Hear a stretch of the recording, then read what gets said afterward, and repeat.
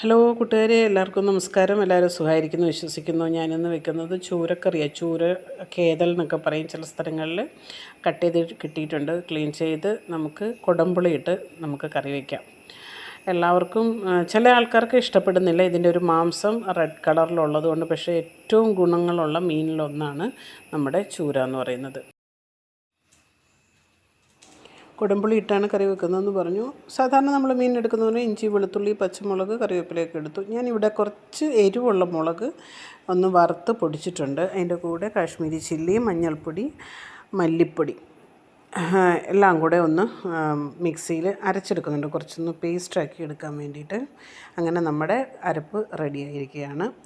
മീനെല്ലാം ഞാൻ വൃത്തിയാക്കി അതിൻ്റെ പുറത്തെ തോടെല്ലാം കളഞ്ഞ് ചെറിയ പീസാക്കി. എനിക്ക് ചെറിയ പീസായിട്ട് മീൻ ഇരിക്കുന്നതാണ് ഇഷ്ടം. കാരണം അങ്ങനെ ആകുമ്പോഴത്തേനും നമുക്ക് ഉപ്പും പൊടിയും എരിവും എല്ലാം കറക്റ്റായിട്ട് അതിനകത്ത് പിടിച്ച് കിട്ടും.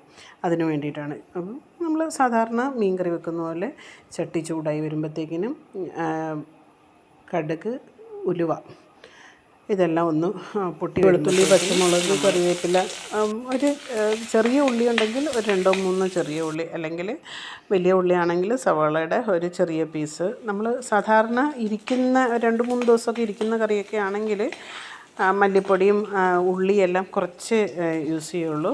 ഇവിടെ ഞാൻ ഉള്ളി കുറച്ച് യൂസ് ചെയ്തിട്ടുള്ളൂ, പക്ഷേ മല്ലിപ്പൊടി കുറച്ച് കൂടുതൽ യൂസ് ചെയ്തിട്ടുണ്ട്. കാരണം നമ്മളൊരു വലിയ ഫാമിലിയാണ്. അപ്പം എന്തെങ്കിലും ഒന്ന് വെച്ച് കഴിഞ്ഞാൽ അങ്ങോട്ടും ഇങ്ങോട്ടുമൊക്കെ നമ്മൾ ഷെയർ ചെയ്യലുണ്ട്. അപ്പം ഇതൊന്ന് വഴന്ന് വരുമ്പോഴത്തേക്കിനും കറിവേപ്പില ഇട്ടു. കറിവേപ്പിലയൊക്കെ നമുക്ക് ആവശ്യത്തിന് യൂസ് ചെയ്യാം. കറിവേപ്പ് എൻ്റെ വീട്ടിൽ തന്നെ ഉള്ളതാണ്, ആവശ്യത്തിന് യൂസ് ചെയ്യാം. അതിന് ശേഷം ഞാൻ അരച്ച് വെച്ചിരുന്ന അരപ്പ് ഇട്ട് ഒന്ന് വഴറ്റിയെടുക്കുവാണ്. ഈ അരപ്പ് നമ്മൾ നല്ല രീതിയിൽ മൂപ്പിച്ചെടുക്കണം. അതിൽ നിങ്ങൾക്ക് കാണാൻ പറ്റും, കുറച്ച് കഴിയുമ്പോഴത്തേക്കിനും തിളച്ച് വരുമ്പം കണ്ടോ എണ്ണ തെളിഞ്ഞ് വരുന്ന ഒരു പാകമാകുമ്പോൾ നമ്മൾ ഇതിനകത്തേക്ക് നമ്മൾ എടുത്തു വെച്ചിരിക്കുന്ന കുടംപുളി ഞാൻ നേരത്തെ ചൂടുവെള്ളത്തിൽ സോക്ക് ചെയ്ത് വെച്ചിരുന്നതാണ്. അതിനകത്ത് ഉപ്പും ഇട്ടിട്ടുണ്ടായിരുന്നു. ഉപ്പും കൂടെ ഇട്ടിട്ടാണ് ആ പുളി അവിടെ സോക്ക് ചെയ്ത് വെച്ചിരുന്നത്. അതൊന്ന് ഇട്ട് അതിൻ്റെ അകത്തേക്ക് നമുക്ക് ആവശ്യാനുസരണമുള്ള ചാറിന് വേണ്ടിയിട്ടുള്ള വെള്ളം ഒഴിച്ച് അതിനെ ഒന്ന് തിളയ്ക്കാനായിട്ട് അനുവദിക്കാം. ഇപ്പം നല്ല പോലെ വെട്ടിത്തിളച്ച് കഴിയുമ്പോഴാണ് നമ്മുടെ മീൻ കഷ്ണങ്ങൾ അതിലേക്ക് ഇടുന്നത്. മീൻ അധികം വേവില്ലാത്തതാണ്, നിങ്ങൾക്കൊക്കെ അറിയാവുന്ന കാര്യമാണ്.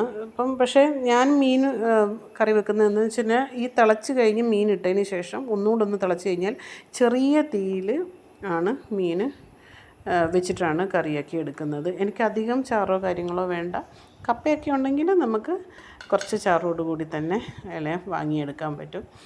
അടിപൊളി മീൻകറിയാണ്. ഇന്ന് വെക്കുന്ന മീൻകറി നാളെ, കുടംപുളിയിട്ട മീൻകറി എല്ലാം അങ്ങനെ തന്നെയാണ്, നാളെ യൂസ് ചെയ്യുന്നതാണ് ഏറ്റവും നല്ലത്. അപ്പോൾ നമ്മളീ പറഞ്ഞ പോലെ ഉപ്പും എരിവും പുളിയും എല്ലാം നന്നായിട്ട് പിടിച്ചിട്ടുണ്ടാവും.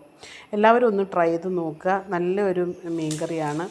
കപ്പയുടെയും ചോറിൻ്റെയൊക്കെ കൂടെ നമുക്ക് കഴിക്കാൻ പറ്റും. വീഡിയോ ഇഷ്ടപ്പെട്ടെങ്കിൽ എല്ലാവരും ഒന്ന് സബ്സ്ക്രൈബ് ചെയ്യുക, അടുത്തുള്ള ബെൽ ബട്ടൺ ഒന്ന് പ്രസ് ചെയ്യുക, ലൈക്ക് ചെയ്യുക. അതുപോലെ ഇഷ്ടപ്പെട്ടെങ്കിൽ മറ്റുള്ള ആൾക്കാർക്കൊന്ന് ഷെയർ ചെയ്ത് കൊടുക്കാം. എല്ലാവരുടെയും സപ്പോർട്ടിന് ഒരുപാട് നന്ദിയുണ്ട്. ഇനിയും പുതിയ പുതിയ വീഡിയോകളുമായിട്ട്, കുക്കിംഗ് ആയിക്കോട്ടെ അല്ലെങ്കിൽ വ്ളോഗുകളായിക്കോട്ടെ, അങ്ങനെ നല്ല നല്ല വീഡിയോസുമായിട്ട് ഞാൻ വീണ്ടും വരുന്നതായിരിക്കും. എല്ലാവർക്കും താങ്ക് യു.